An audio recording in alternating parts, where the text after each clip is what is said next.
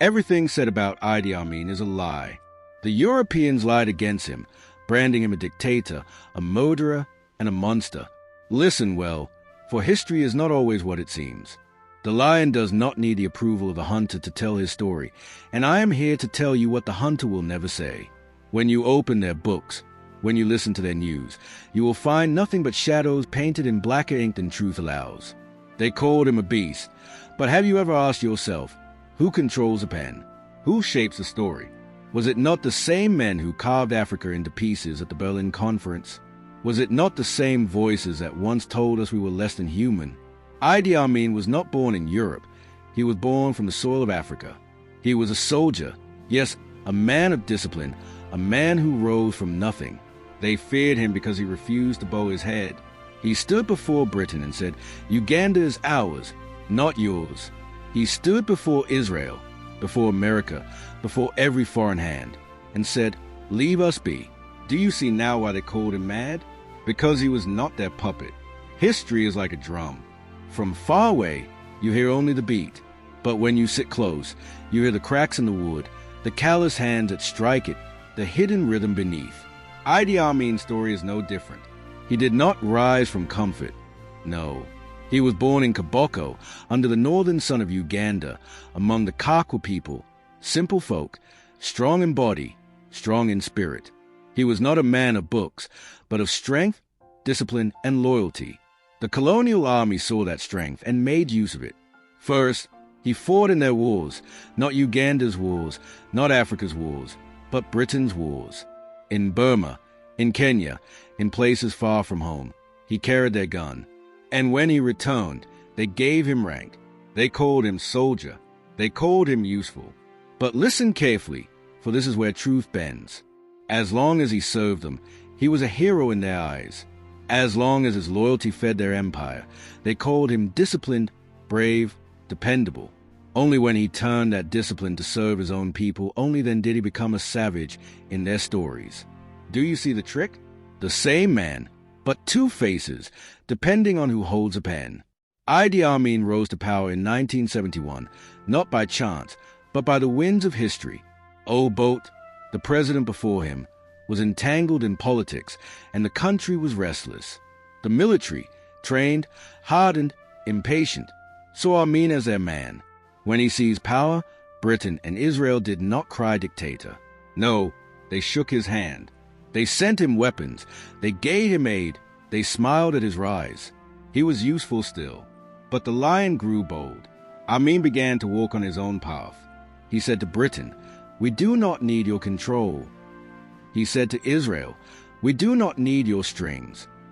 He turned instead to the Arabs, to Gaddafi of Libya, to nations who dared stand apart from the Western web. He declared Uganda a land for Ugandans, and in 1972, he expelled the Asians who had become the backbone of colonial commerce. Now, was this decision without pain? No. It was harsh, sudden, and many lives were torn apart. But understand this, children. In every African nation, the colonizer left behind chains disguised as businesses. Banks, shops, factories, all controlled by hands that were not African. Amin, in his rough way, tried to cut those chains. He said, "Let my people be masters of their own economy." For this, the West called him mad. For this, they began the campaign of lies. From that day, every story about him grew darker. Every killing in Uganda was laid at his feet. Every whisper of opposition was painted as genocide. Newspapers in London, New York, Paris, they competed to describe him as a butcher of Africa. Yes, some killings happened under his rule. Yes, people disappeared in the night. But tell me, was Uganda the only place where blood was shed? Was Amin the only leader with iron fists? Why then did they single him out as the face of African brutality? It is because he embarrassed them. He humiliated Britain when he sent home their officials. He mocked Israel when he broke ties with them. He ridiculed the United States when they tried to pull his strings. And the West, my children, has a long memory when you wound its pride. They even twisted his humor into madness. Idi Amin loved to laugh, to joke, to mock his enemies. But when his words crossed the seas, they painted him as a fool, a clown. They said he was insane, that he was illiterate, that he ate human flesh. Lies, my children, lies spread like fire through dry grass. Tell me, if a man was a fool, how could he keep an entire nation under control for 8 years? If he was a madman, how did he outwit Britain, Israel, and America for so long? Foolishness does not stand against empires. It is cunning, it is defiance, it is boldness that stands. And yet, let us not close our eyes. His Uganda was not without tears. Families mourned, voices were silenced, fear lived in the streets. But remember, the same West that cries crocodile tears over Uganda supported men far worse when it served their interests. Do they not trade with Saudi kings who cut off heads in the square? Did they not embrace Mobutu while Congo bled? Hypocrisy, my children, is the cloth they wear. So, when they speak of Amin, remember this: you are not hearing history. You are hearing propaganda. You are hearing the story of a man who refused to kneel. And in the world of empire, the unforgivable sin is not cruelty, but defiance. In the end, Amin died in exile, far from the land he ruled, far from the soil that bore him. But even there, in Saudi Arabia, he lived like a king in silence, while the world remembered him only through the stories his enemies told. His rule was caged, but the echo remains. I do not say Amin was a saint. No man is without shadow. But I say this: do not let the hunter write the lion's story without question. Ask always, who gains from this tale? Who loses? For in that question lies the truth. Yes, I will not hide it. He was harsh. He was a man of iron. Some of his actions left pain in the hearts of our people. But tell me, is there a leader in the history of nations who rose without blood on his hands? Do we not praise Churchill, though his hands dripped with the blood of Bengal? Do we not honor America's presidents, though they crushed nations under bombs? Why then is Amin judged differently? The truth, hidden beneath their lies, is this: Amin tried to build an Africa free from the chains of foreign masters.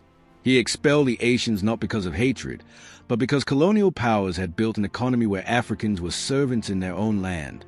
He said, "Let us eat from our own soil, let us trade with our own hands." For this, they hated him even more. The white man never forgives defiance. When an African man rises tall, when he dares to speak as an equal, they will cut his image into pieces and feed it to the world as proof of his madness. They did it to Lumumba. They did it to Nkrumah. They did it to Sankara. And yes, they did it to Idi Amin.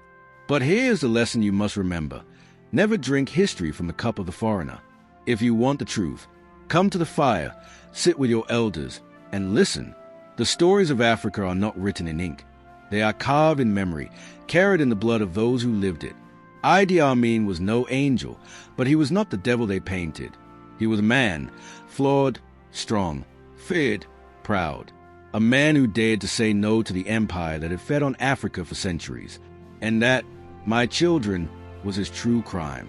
So when you hear them say dictator, ask yourself, dictator to whom? When you hear them say murderer, ask yourself, murder compared to which leader of theirs? When you hear them say monster, ask yourself, whose fear gave birth to that word? Do not misunderstand me. I do not ask you to worship him. I ask you to understand him, to see the man beyond the lies, to learn that truth is never simple and history is never innocent. Remember this: until the lion tells his story, the tale of the hunt will always glorify the hunter. Idi Amin was our lion, and though they cage his memory with lies, his roar still echoes, if you have the ears to hear it.